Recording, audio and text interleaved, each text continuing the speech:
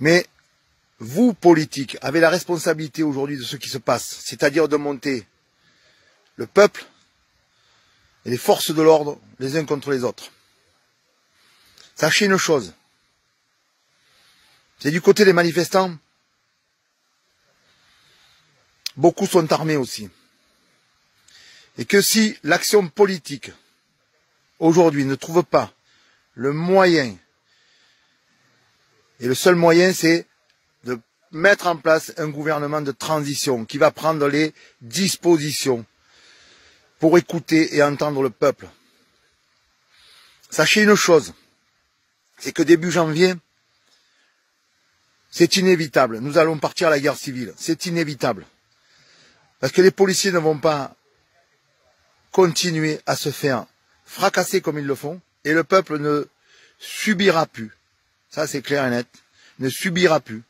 Et surtout, si l'un d'entre nous tombe sous les balles, là, c'est la guerre civile. Bonjour, aujourd'hui je souhaite vous parler de Christophe Chalençon, qui vous avez peut-être rencontré, qui a été un de mes clients en 2017, quand il s'est présenté pour être député aux élections législatives. Christophe Chalençon, c'est quelqu'un qui se présente comme étant chef d'entreprise, 100% local, défendeur des petites entreprises. Ce qu'il faut savoir, c'est que Christophe Chalençon m'a laissé une ardoise de plus de 4 000 €. Il a mis sa maman en mandataire financier. Ils ont été condamnés au mois d'août 2018. Actuellement, c'est sa maman qui est retraitée et qui a du mal à finir les fins de mois, qui me paye tous les mois, sous obligation d'huissier. Il s'est même pas présenté. Pour quelqu'un qui se paraît qui se présente comme étant autant courageux, il s'est même pas présenté au tribunal. Il a fait 142 voix dans la région de Sceaux, où soi-disant il a fait tant de choses. Les gens le connaissent bien là-haut. Si vous voulez connaître Christophe Chalençon, il faut rencontrer des gens qui l'ont déjà travaillé avec lui, qui l'ont déjà rencontré. Tu peux la balancer, ma vie personnelle. Je te garantis que tu peux la balancer. J'ai rien à cacher dans ma vie personnelle, moi. Moi, j'ai niqué les gonzesses toute ma vie. J'ai eu 5 femmes avec qui j'ai vécu. J'ai eu 3 enfants de la même femme. D'accord? Tu commences à m'emmerder gravement. Toi et Cyril, c'est ça qui me casse les bonbons. Un après-midi de décembre, un rendez-vous important dans les beaux quartiers de Paris. Christophe Chalençon, gilet jaune du Vaucluse, s'apprête à rencontrer Bernard Tapie. L'homme d'affaires, patron du quotidien La Provence, l'a contacté il y a quelques jours pour lui faire des propositions. 2 pages dans ce quotidien, une fois par semaine, pendant un mois. Nous mettre des locaux à disposition, nous mettre des lignes téléphoniques, mais sans agir lui. J'ai jamais eu l'occasion de lui tirer la paluche, et là je vais le faire. Et ça va être un moment magique. Voilà.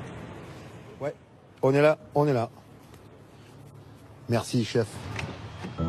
Un peu ému, Christophe et son copain de lutte resteront plus d'1 heure à discuter stratégie et rassemblement avec l'ancien ministre.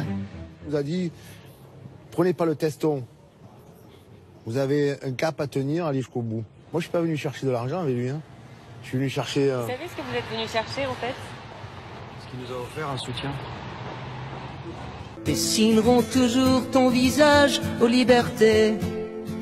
Ici, oui mon ami, c'est pas l'ignorance, hein. Jamais qui sera le drapeau de notre France, hein.